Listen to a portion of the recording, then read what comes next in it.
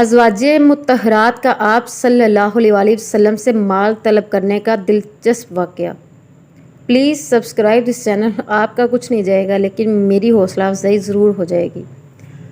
مسند احمد میں ہے کہ حضرت ابو بکر رضی اللہ تعالیٰ عنہ نبی کریم صلی اللہ علیہ وآلہ وسلم کی خدمت میں حاضر ہونا چاہا۔ لوگ آپ صلی اللہ علیہ وآلہ وسلم کے دروازے پر بیٹھے ہوئے تھے اور آپ صلی اللہ علیہ وآلہ وسلم اندر تشریف فرما تھے۔ اجازت نہ ملی، اتنے میں حضرت عمر رضی اللہ تعالیٰ عنہ بھی آ گئی، اجازت چاہی لیکن نہیں ملی۔ تھوڑی دیر بعد دونوں کو یاد فرمایا گئے دیکھا کہ آپ صلی اللہ علیہ وسلم کی ازواج مطہرات آپ کے پاس بیٹھی ہیں اور آپ صلی اللہ علیہ وآلہ وسلم خاموش ہیں۔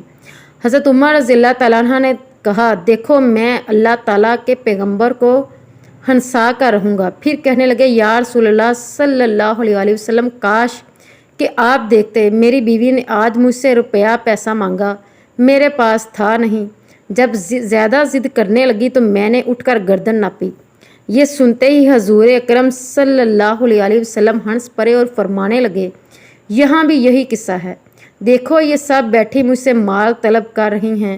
ابو بکر صدیق رضی اللہ تعالیٰ عنہ حضرت عائشہ رضی اللہ تعالیٰ عنہ کی طرف لپکے اور حضرت عمر رضی اللہ تعالیٰ عنہ حضرت حفصہ رضی اللہ تعالیٰ عنہ کی طرف لپکے اور فرمانے لگے، افسوس تم رسول صلی اللہ علیہ وآلہ وسلم سے وہ مانگتی ہو جو آپ صلی اللہ علیہ وآلہ وسلم کے پاس ہے ہی نہیں۔